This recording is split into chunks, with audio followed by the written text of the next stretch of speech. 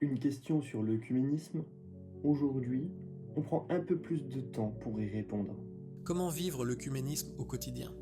On pense souvent que l'œcuménisme, c'est une affaire de théologiens, de grandes rencontres entre églises ou de dialogues officiels.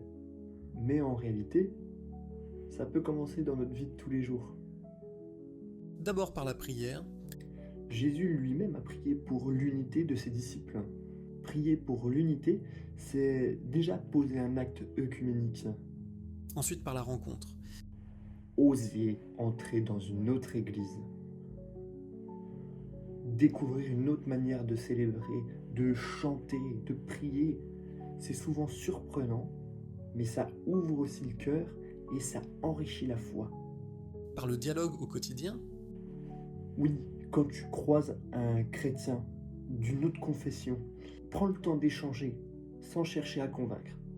Écoute ce qui le fait vivre dans sa foi et partage toi ce qui t'anime. et enfin par le service.